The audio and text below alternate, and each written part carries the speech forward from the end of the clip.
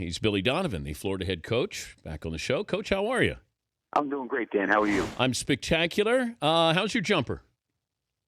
Well, I always can shoot it over you because you're too busy slapping the floor trying to get ready for defense. I know, but I watched Duke, and Steve Wojciechowski taught me that. I thought that was great defense.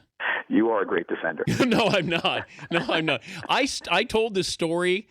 My friend who played at Providence, John Nolan, we were having beers the other night, and he asked me about you. He said, "You ever met Donovan?" I said, "Yes." He nearly put his elbow in my nose. Remember that? I do remember that. Yes, the Final Four. Yeah. I remember you said, "How would you guard me?" And then I got up on you, and you snapped your shooting arm right up within an inch of my nose. He said, "That's what I would do to you."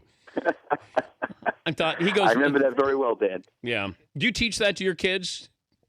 No. Those days are over with for me right now. They're actually teaching me. Who's the best shooter on the team, if you're included? By far, Michael Frazier. He's our best shooter. One of the best shooters I've coached. Do you teach shooting? You know, the thing that's hard, Dan, is when you get these guys at, 17, 18 years old, they're accustomed to shooting the ball a certain way for so long that, we try to make some minor tweaks or some adjustments for them. And we certainly spend a lot of time with them on that. But it's really, really hard to reconstruct somebody's shot. What you try to do, I think, more than anything, is to get them to feel comfortable and make some tweaks to their shot that they feel comfortable with, and they don't feel like you're totally altering their shot.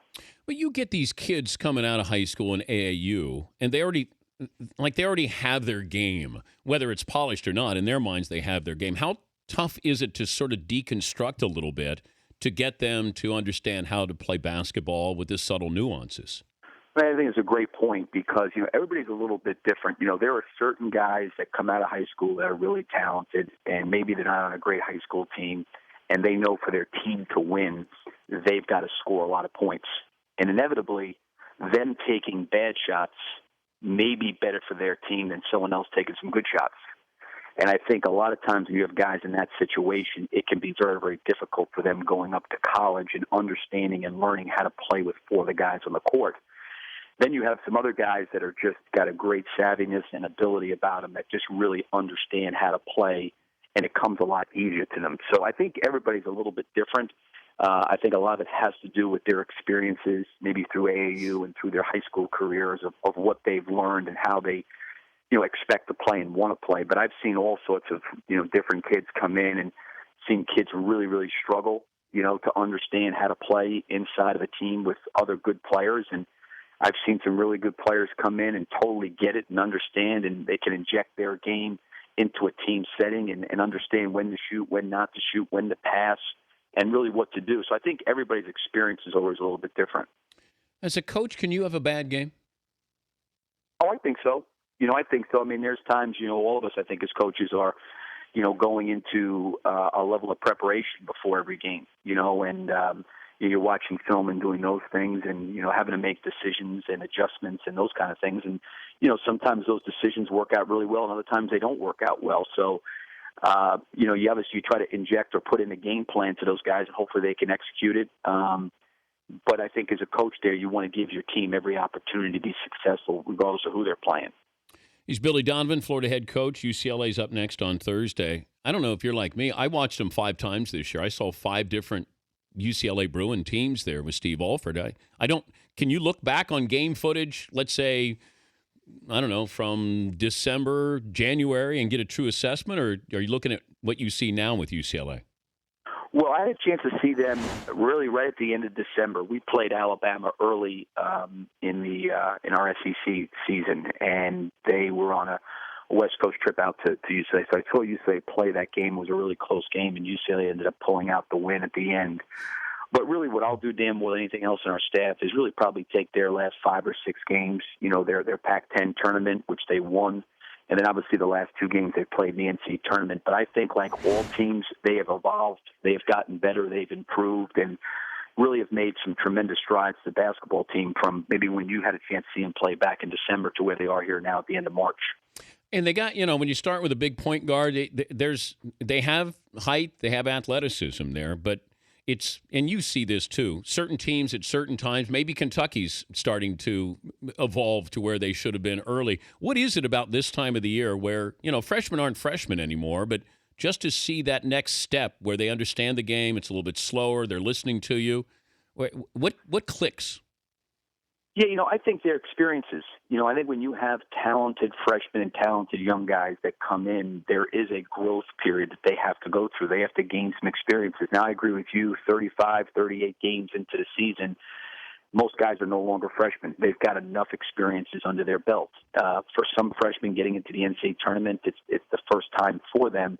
But I think that they can still refer back to some of their experiences as a player during the course of the season. And I think teams get better. Teams with a real high ceiling. We played Kansas, in December relatively early, and they were still finding their way. And I thought, Kansas had as much upside as anybody just because of the number of young guys they were playing. Now, with Embiid being hurt, that probably altered and changed their team some. But they had, great potential and upside, and I think you could probably see the same thing with Kentucky, too.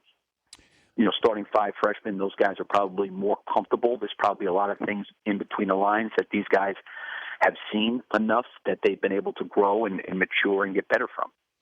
When did you strike up a friendship with Bill Belichick?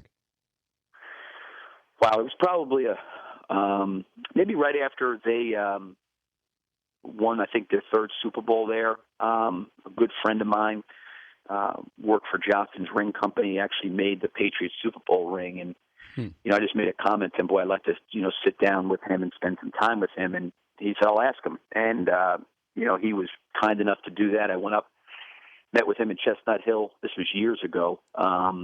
Spent probably 3 or 4 hours with him just talking, coaching, philosophy, those kind of things. And then from there, he would come down to the University of Florida just about every March for Florida's Pro Day, and we would spend a lot of time with each other, and just have kind of developed a really, really good relationship over many years, and very, very appreciative of the time he's always given me. That's interesting. I read this where guys get to a certain level, and then they have to prove themselves, whether it's a college coach in football or a college coach in basketball. You flirted with Orlando back in 2007. Do you have to? Is there part of you that says I have to prove myself on the pro level? No, I don't feel that way, Dan. I think for me, I think you made a great point. I was a head coach at 28 years old, very, very young, and you probably at that point in time feel like you've got to prove yourself. You get a head coaching job here in Florida at 29 years old, 30 years old, and you're in the SEC, and you want to build something.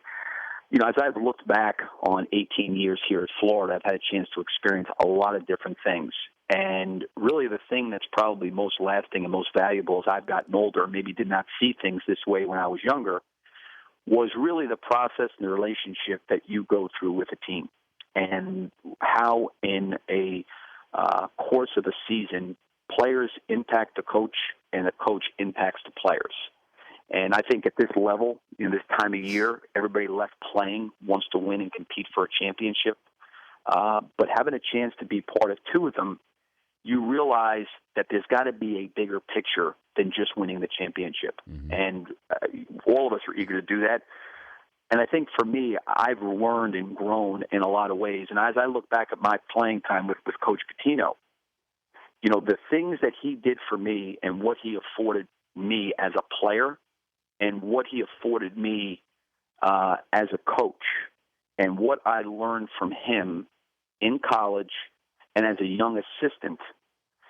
We were in Final Fours. We won SEC championships. We took over a program at Kentucky that was on probation. And that stuff, to me, is all well and good, and it's great. But I'm much, much more impacted by what he did for my life. And I've tried to take that philosophy here as a coach in terms of, yes, we want to win and want to win big and win championships, but ultimately the relationship with the player part and helping them grow and develop, to me, is become extremely, extremely important. Did you know Joakim Noah would be this good? It's funny.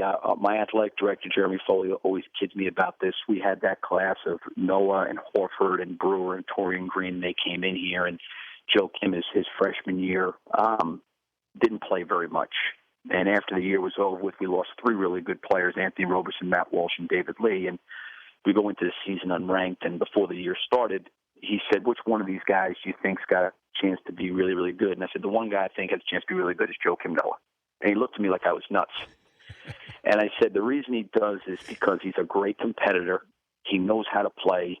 He's unique in terms of his ability to handle and pass the basketball. And he's a total team guy. Here's a perfect example of a guy as a freshman that tried to do it just based on his intensity, his energy, his passion. And he did not have enough experiences his freshman year to really impact our team. His sophomore year, obviously, he blossomed into who he is and who he's been, and he's gotten better. But I felt like after his freshman year being around him, he just needed some experience, but I thought he had a chance to be terrific. He's goofy. He's goofy but fun, man. Yeah, I mean, no, he's a great guy.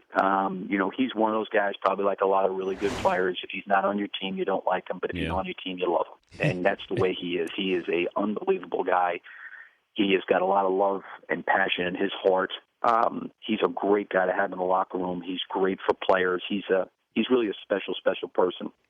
Have fun against UCLA. I'd like to, if it was one-on-one between you and Steve Alford. I think Steve's got me. You think? He could shoot it way better than I could. I don't know.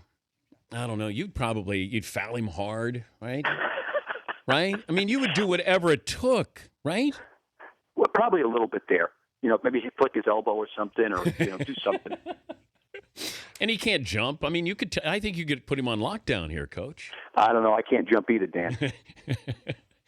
Well, hey, good luck against UCLA, and congrats so far. Thanks a lot, Dan. Good catching up. All right. That's Billy Donovan.